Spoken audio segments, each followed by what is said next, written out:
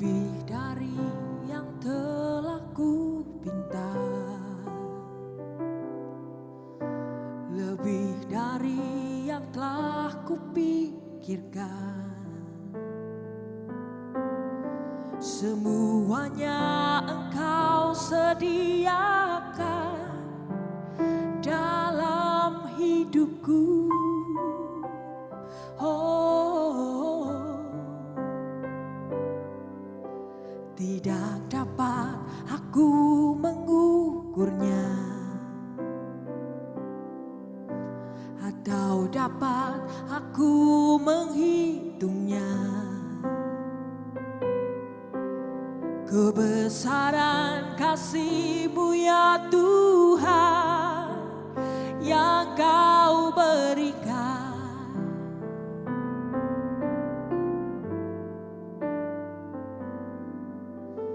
Ku bersyukur padamu,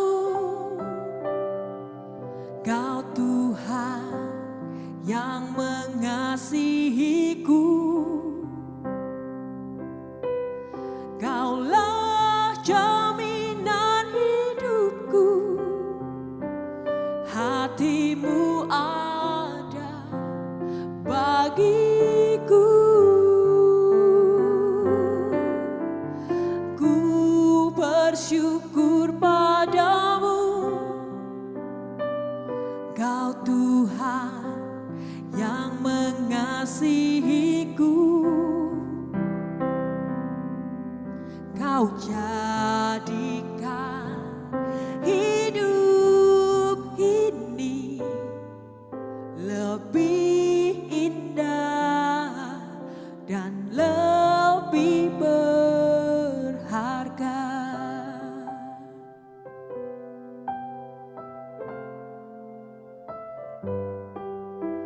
Tidak dapat aku mengukurnya,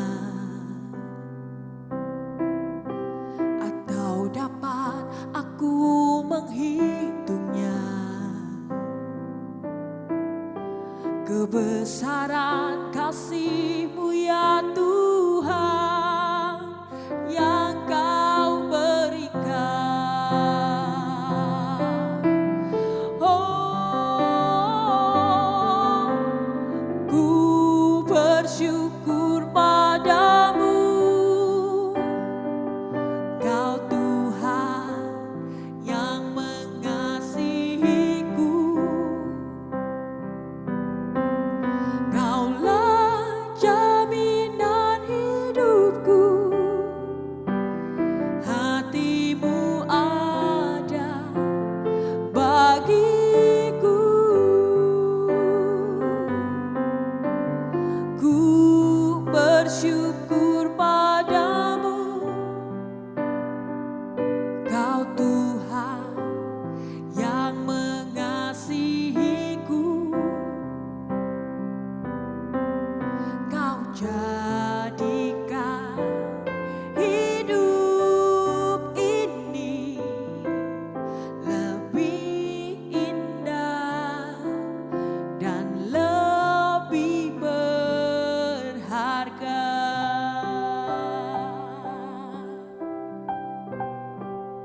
Oh, ku mau selalu bersyukur.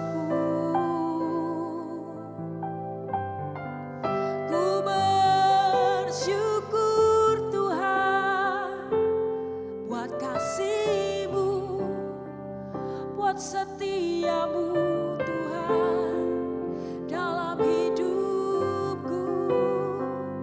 Terima kasih Tuhan, terima kasih Yesus. Hati-Mu ada bagiku, ku di pikiran-Mu, ku di hati-Mu Tuhan. Tak pernah Kau tinggalkan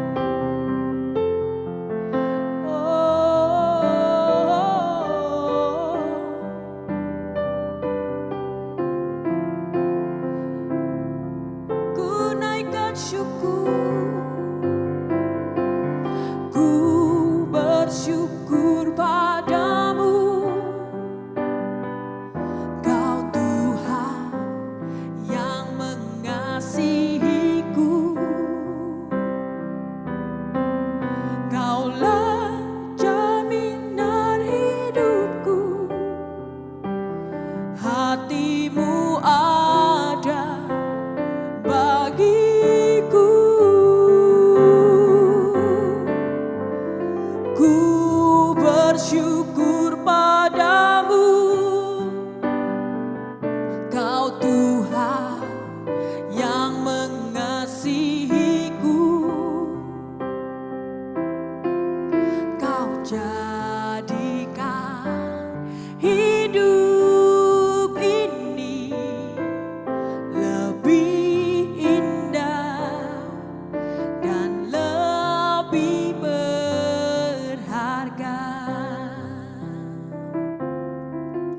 Kau jadikan hidup ini lebih indah dan lebih berharga.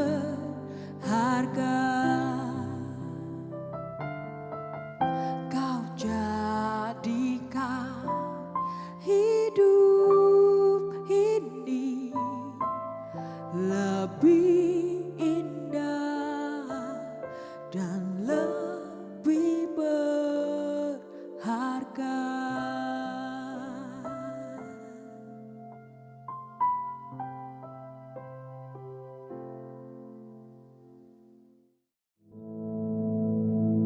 Our Father, which art in heaven, hallowed be thy name.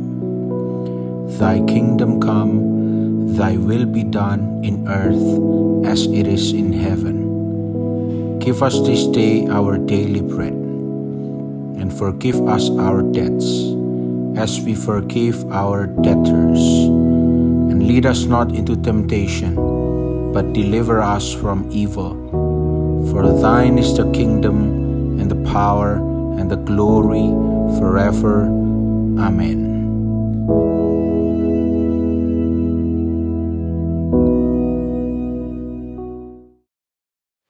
Shalom, saudara kasih Tuhan.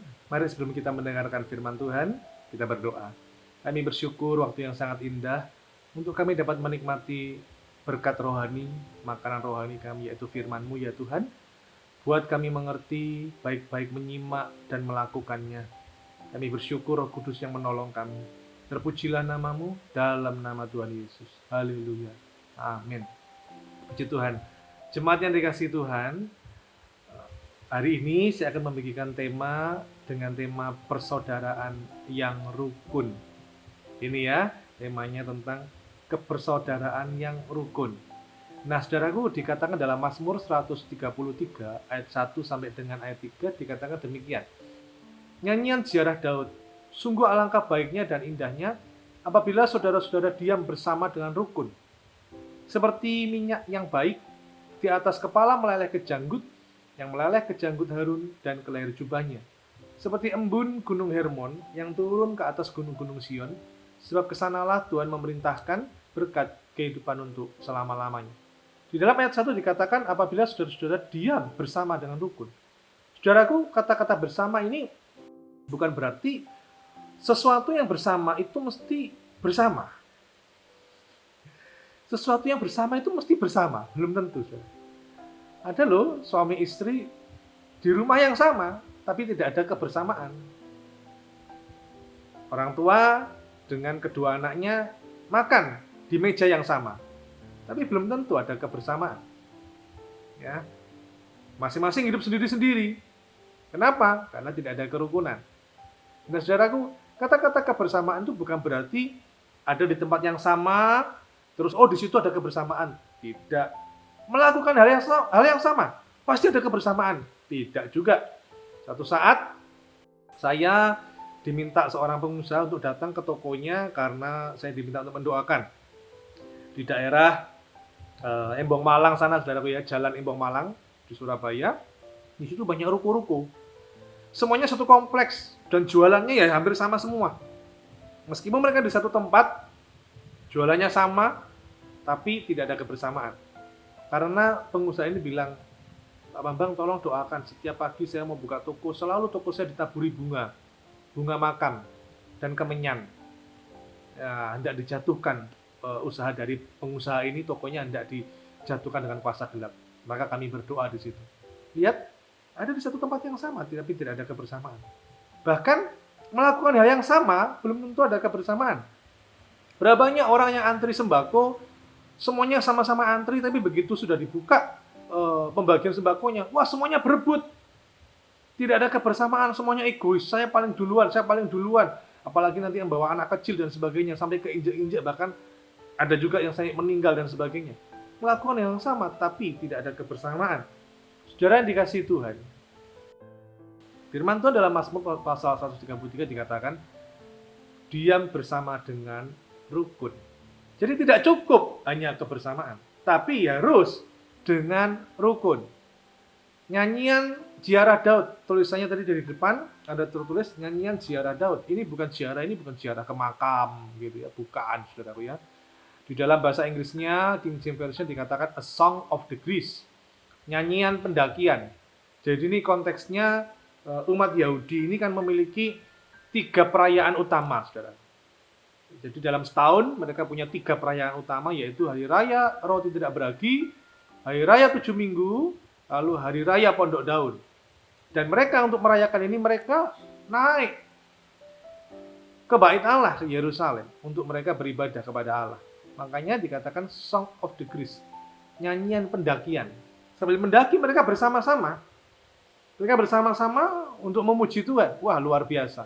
Makanya kata-kata dikatakan dalam Mazmur tadi, diam bersama dengan rukun. Kata rukun, King James Version mengatakan unity, kesatuan. Mereka sudah tersebar, orang-orang Israel itu sudah tersebar kemana-mana, dan mereka sudah dengan berbagai macam bahasa, ada Ibrani, Aramik, Yunani, dan sebagainya. Mereka untuk merayakan itu dengan satu tujuan. Datang kepada Allah, mereka dengan satu tujuan. Wah, itu Daud melihat betapa luar biasanya kebersamaan yang rukun itu. Luar biasa dahsyatnya, saudara. Nah, sudah dikasih Tuhan, kebersamaan yang rukun, persaudaraan yang rukun, itu sangat penting. Kenapa? Karena, satu, firman Allah mengatakan, alangkah baiknya dan indahnya.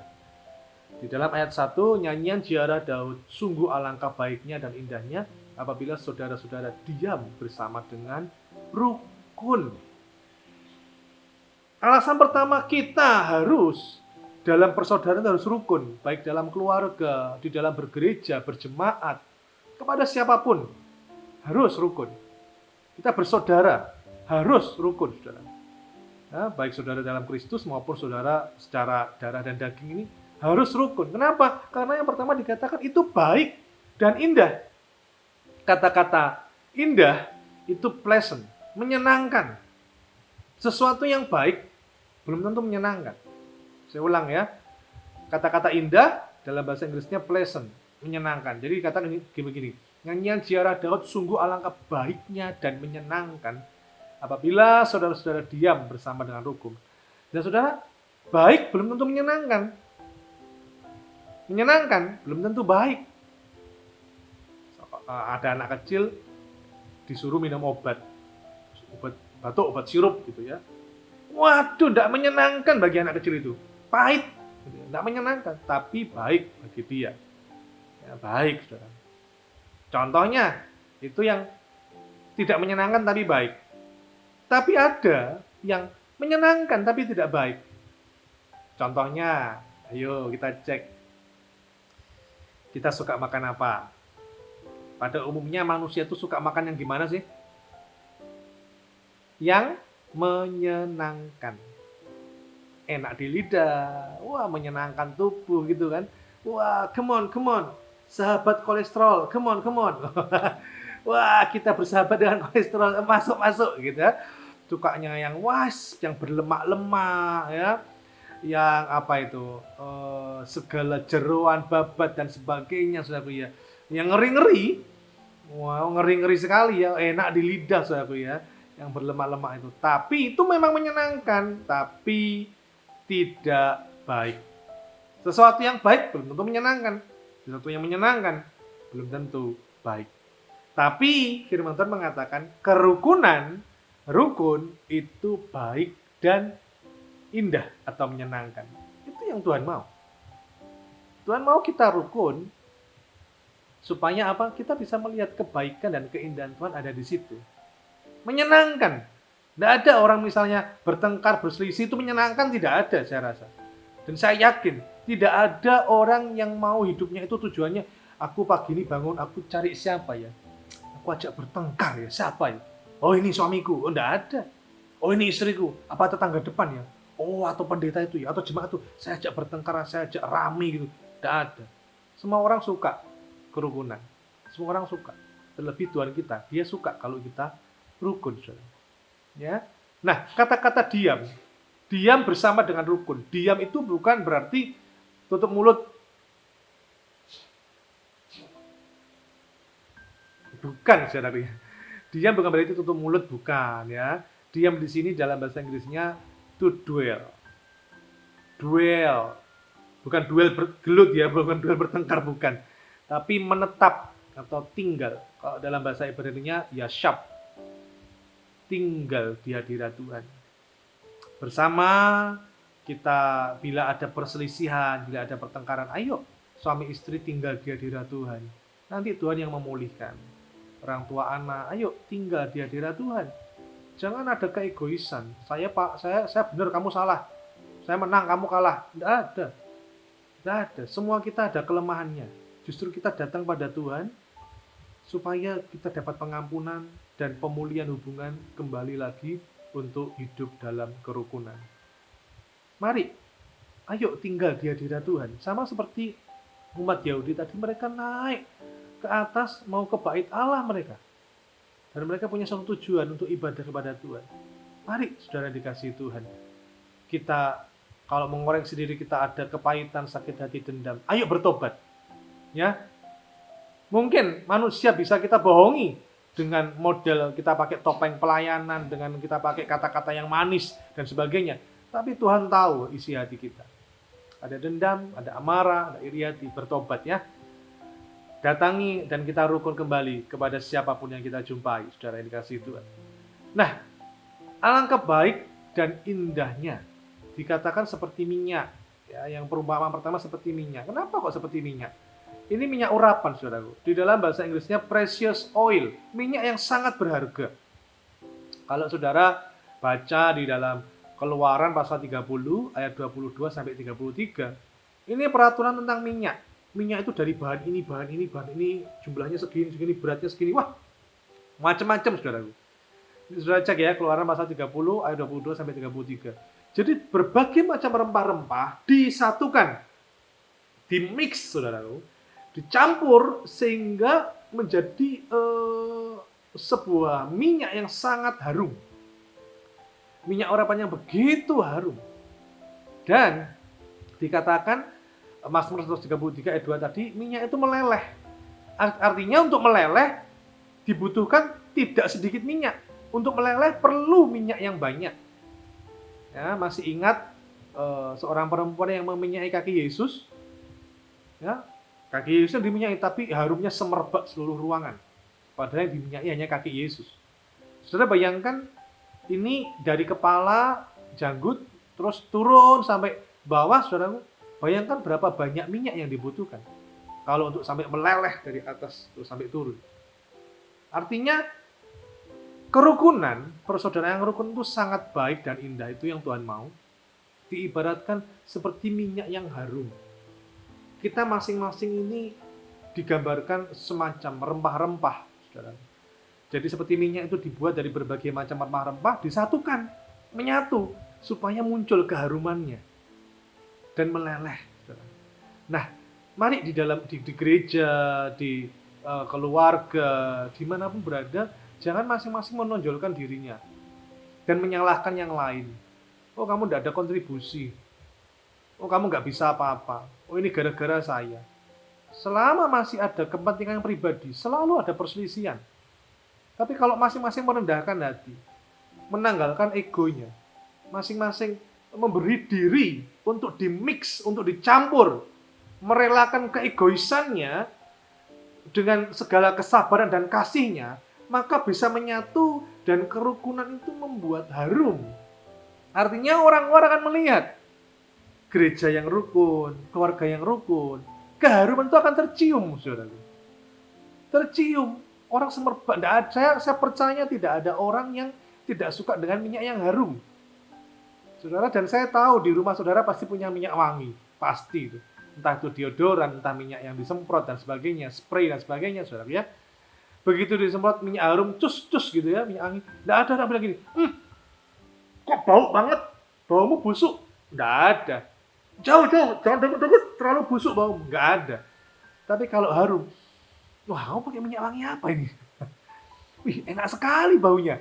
Saudara, persaudaraan yang rukun membuat keharuman Kristus itu dinyatakan. Kemuliaan Kristus. Orang-orang mencium dan melihat, wih harum sekali kerukunan ini. Kenapa? Karena kita dari berbagai macam karakter mau disatukan.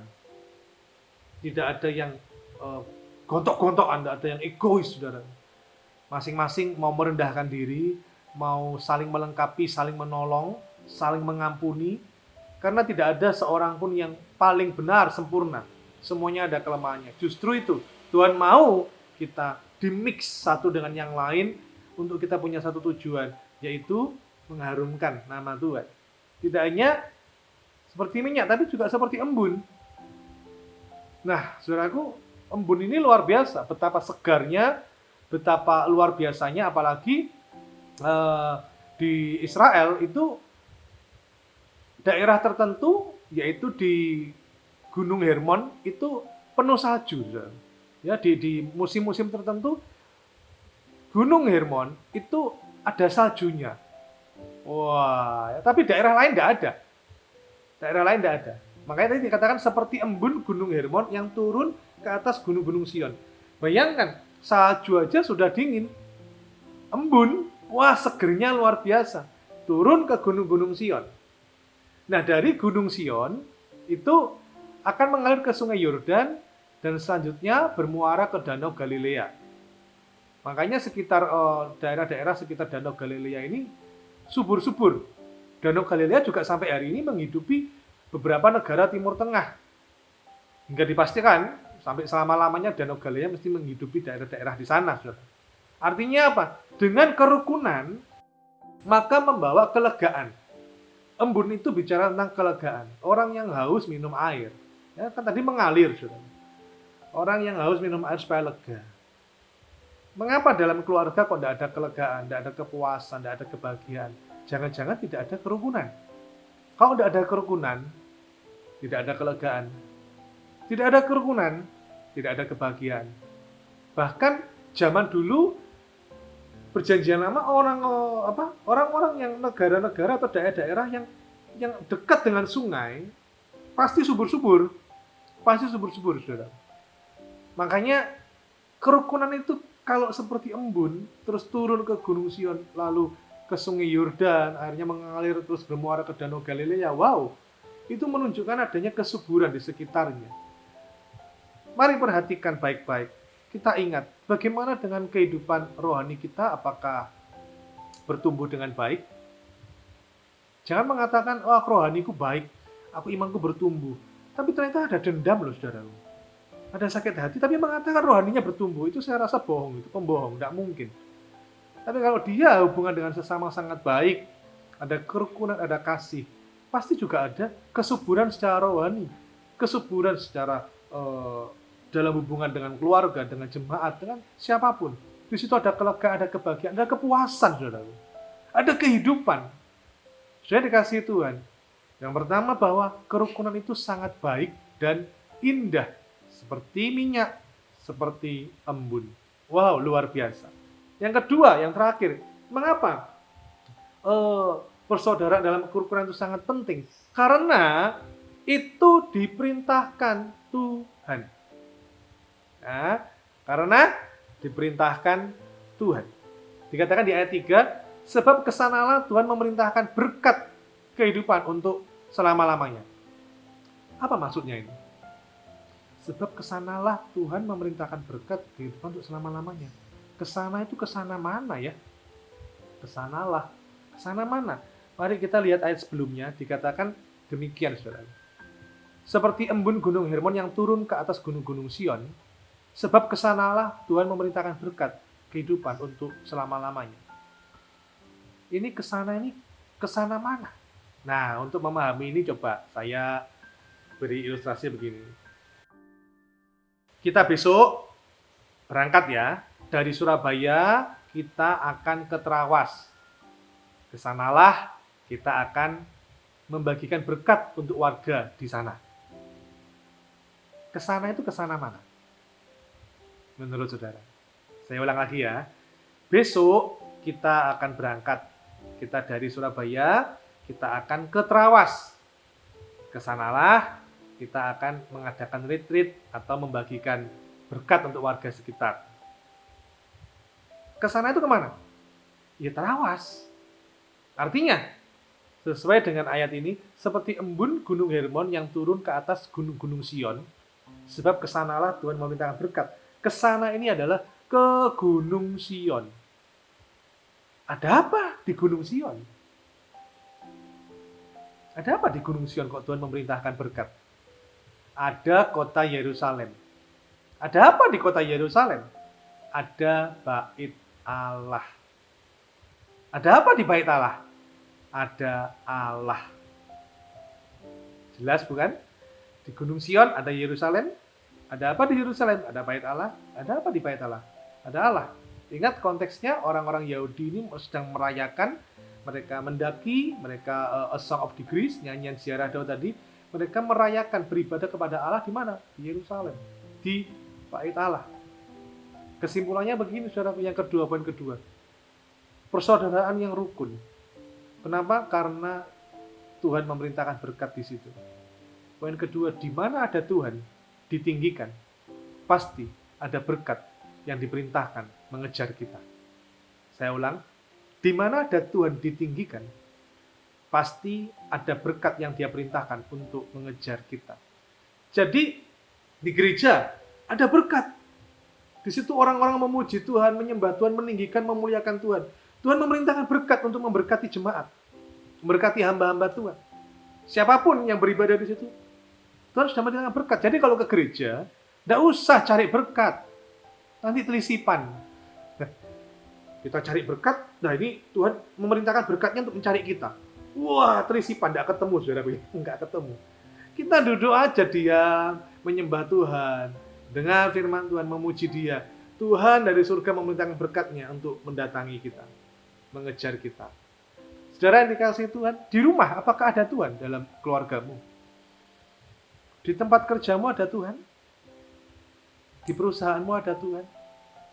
Di studimu ada Tuhan?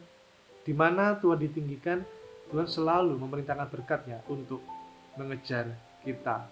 Saudara yang dikasihi Tuhan, mari, ini loh pentingnya kerukunan, karena itu sangat baik dan indah. Seperti minyak yang harum, kerukunan memuliakan Tuhan. Dan seperti embun, kerukunan itu melegakan, memuaskan, membahagiakan, ada kehidupan. Dan mengapa kok kerukunan itu begitu penting? Karena di situ Tuhan ditinggikan, berkatnya diperintahkan untuk mendatangi kita. Saudara yang dikasihi Tuhan, ingat sebuah pantun, menangkap kalkun di tengah gurun, kita rukun, berkatnya turun. Amin untuk firman Tuhan, mari kita berdoa. Kami bersyukur Tuhan, ajar kami untuk selalu hidup rukun, menabur kasih, menyebarkan kedamaian kepada siapapun yang kami jumpai, sehingga mereka melihat ada keharuman Kristus dalam hidup kami, hidup keluarga, hidup pekerjaan kami, hidup keuangan kami, hidup pelayanan kami, bahkan terlebih hidup iman kami, sehingga nama Tuhan dimuliakan. Terima kasih Engkau memberkati setiap kami, sehingga sepanjang hari ini kami menikmati kebaikan Allah melimpah-limpah. Terpujilah namamu, terpujilah Engkau selama-lamanya. Dalam nama Tuhan Yesus, haleluya, amin. Puji Tuhan.